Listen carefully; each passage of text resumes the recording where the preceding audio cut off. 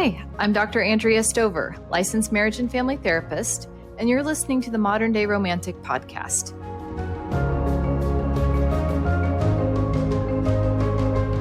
Hi, everyone, and welcome to today's episode. Today, we're going to be talking about a really important phenomenon, especially for romantics. As a fellow romantic myself, honestly, nothing is more disheartening, disturbing, and just quite frankly, heartbreaking than this phenomenon I'm calling from Prince Charming to Prince Alarming. And yes, this could be Princess Charming to Princess Alarming as well.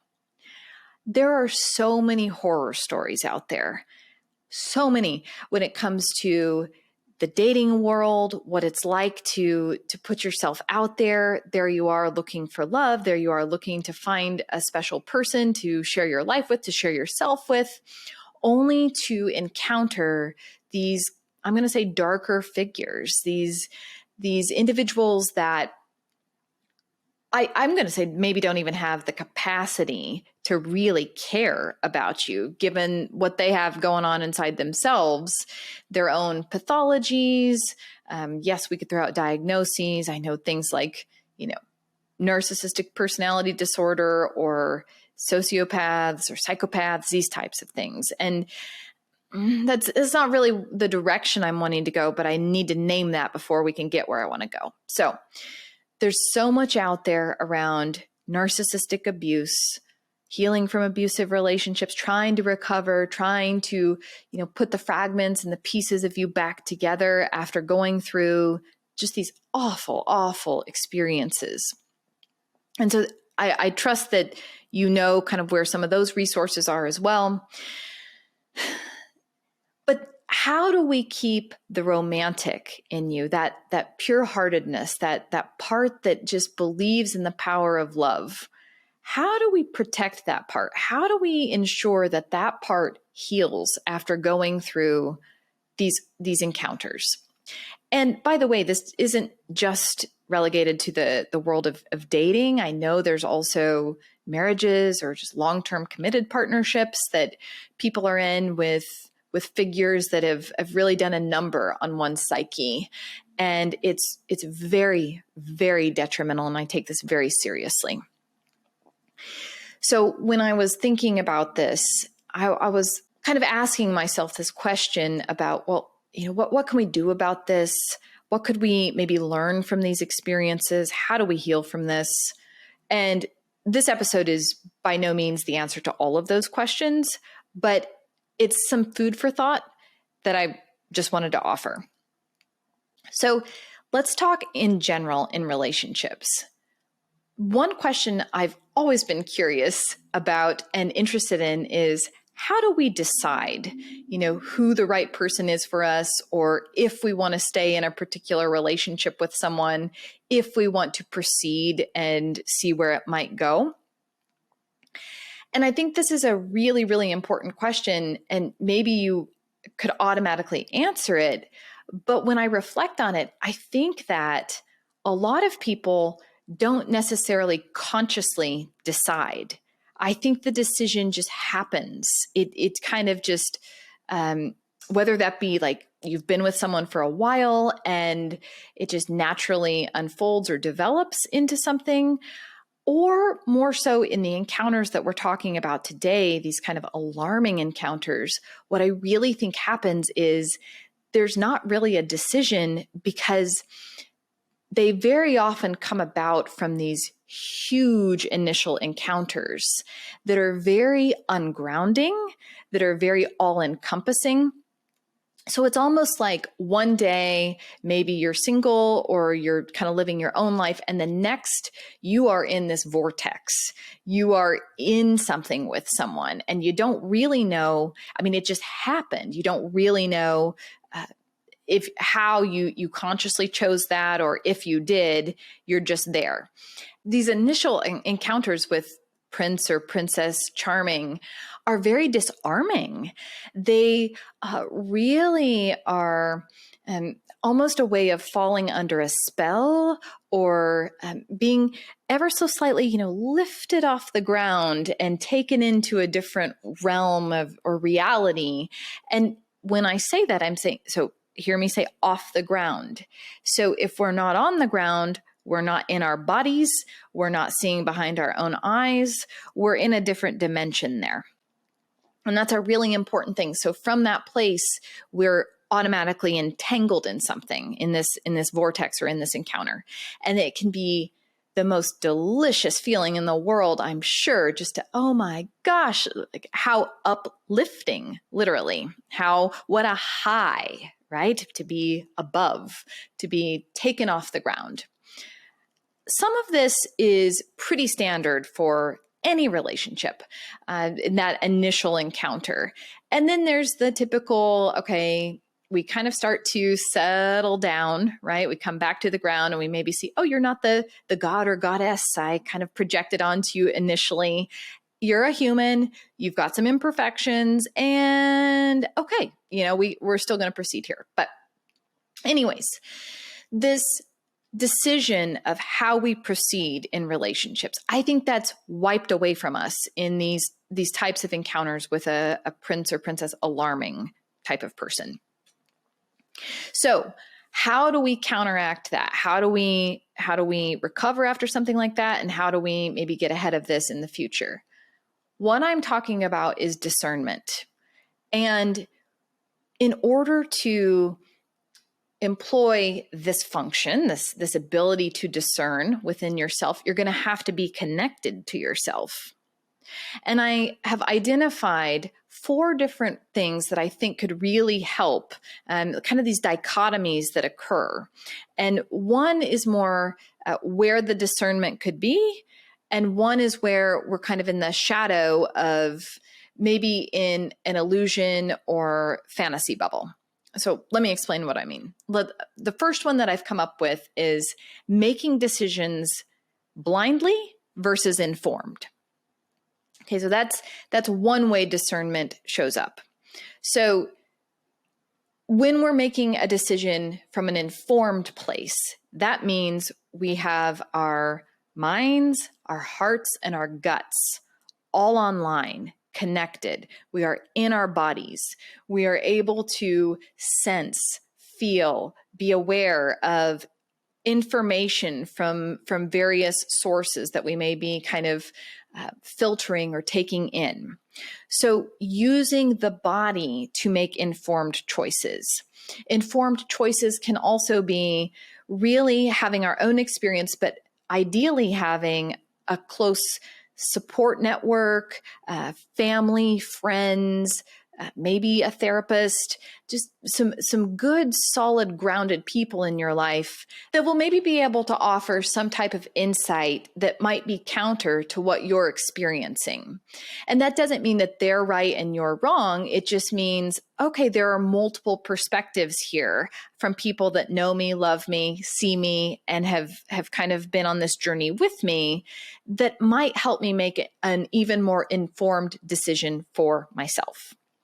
So when we're not in discernment, I think the shadow side of that would be kind of blindly falling into something or finding ourselves going along, going through the motions, following someone else's lead, falling victim or prey to someone else's will for us. So if we can stay in that informed state, if we know, oh, how do I know that I'm making an informed decision here as best I can? Because you can't know the future, you can't predict things, but in the here and now, how do you make informed decisions? What informs the decisions you make? And really knowing yourself and what the different sensory signals and ways you take in information. Okay, the next one that I've come up with this discernment is making decisions from a place of trust versus lust. You can hear how much discernment would need to be able to go into trust versus lust. Lust is going to be more of that, less thought, less consciousness, more instinctual, more body-based, but in, again, an exclusively lustful state, as opposed to trust. So the trust is only able to be built through time. We can utilize discernment as we spend more time, as we practice patience, as we take progressed and measured steps when we meet someone, that we're not expecting to, just fall into something and automatically know from the beginning. Because this is something that romantics really, really, really are vulnerable and susceptible to falling into, which is, well, I'll just know.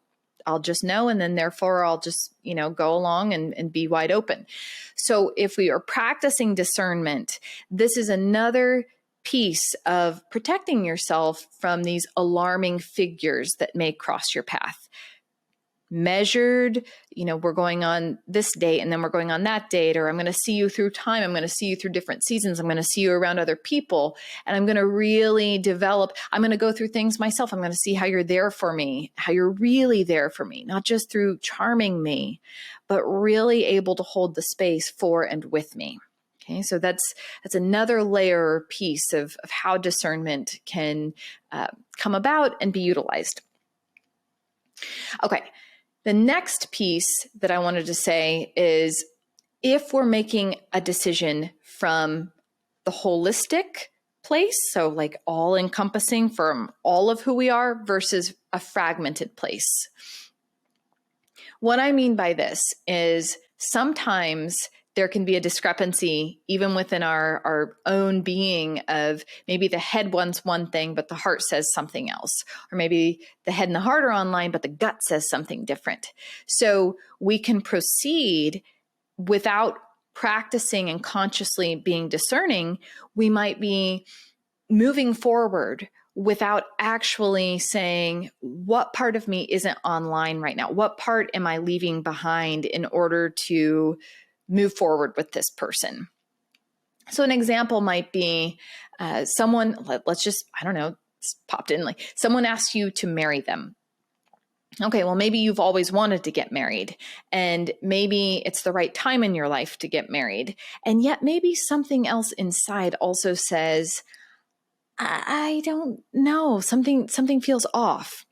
If we ignore that part and we say, well, we'll just kind of choose what's more logical or what makes more sense, or we'll choose the fantasy of what we hope it will be, as opposed to what all of us has to be on board or online in these types of big decisions about who you're going to share your life with, who you're going to bring into your life as a partner or as a mate. So if we are practicing discernment, then we will really pause and we will pay attention to whether or not all parts of us are on the same page for various reasons, or if we're maybe more fragmented in different ways.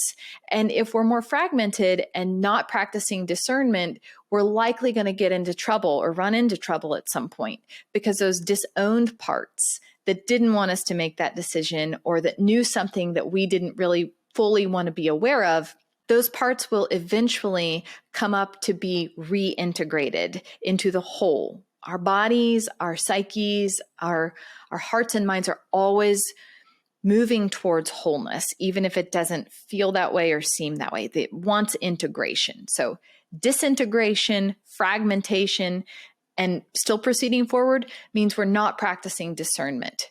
Pausing, waiting to see if we can find why or what's going on inside, and really honoring ourselves, that's practicing the discernment.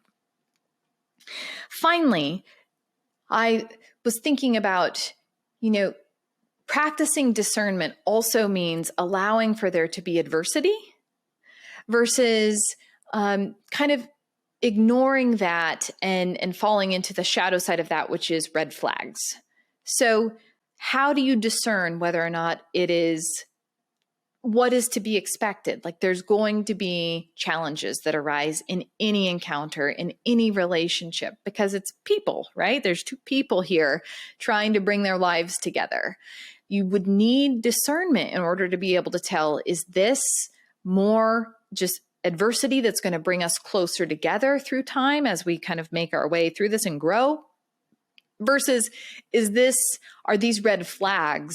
And if I'm not practicing discernment, then one, I'm just going to kind of have on those either rose-colored glasses and not be able to see the redness because I don't want to see them.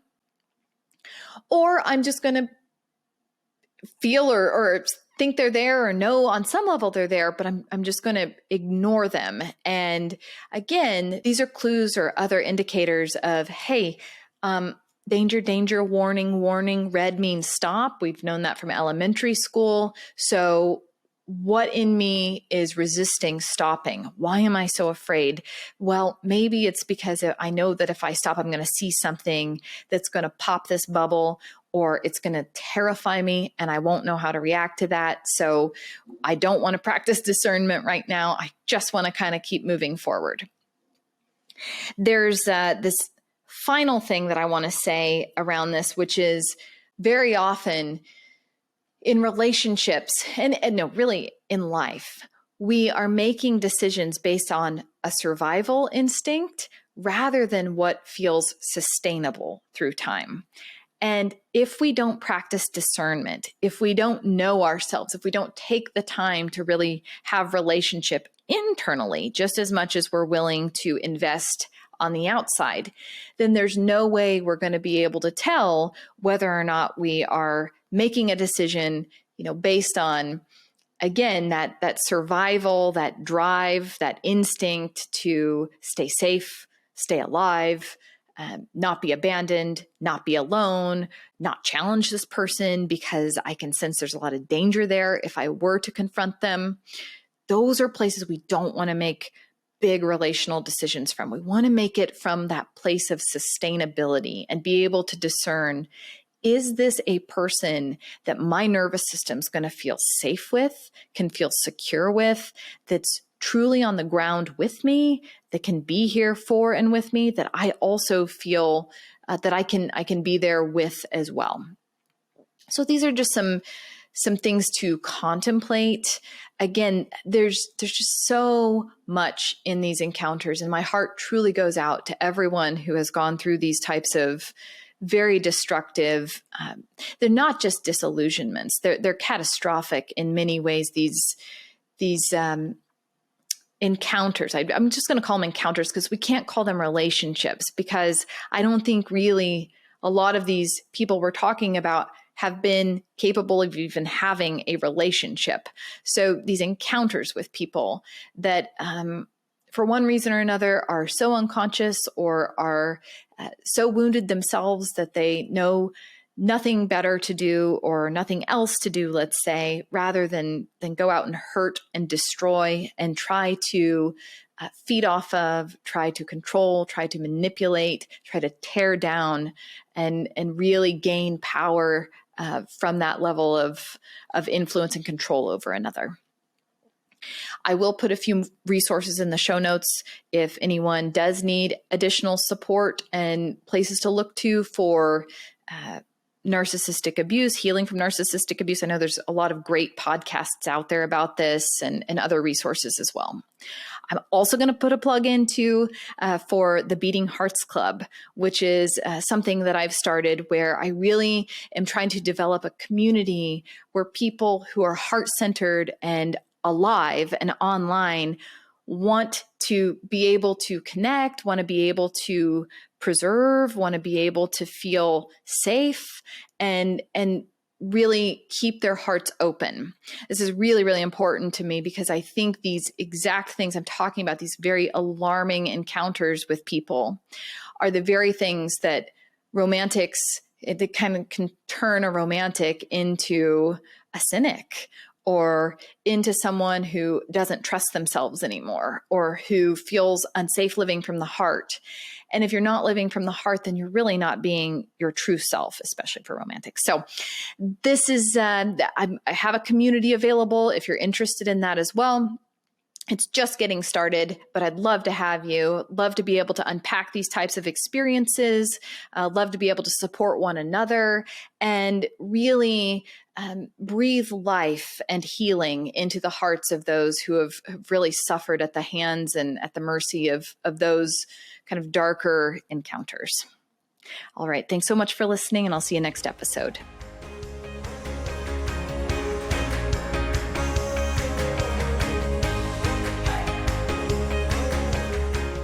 Thanks so much for tuning in to today's episode. If you're interested in learning about ways to work with me, head over to my website, themoderndayromantic.com. From there, you'll be able to contact me and learn a bit more about the customized intensives and retreats I offer both individuals and couples. You'll also be able to support future podcast production via Patreon. There are several membership levels to choose from, including the Beating Hearts Club, which gives you access to exclusive content every month. Thanks so much for your support, and I'll see you next episode.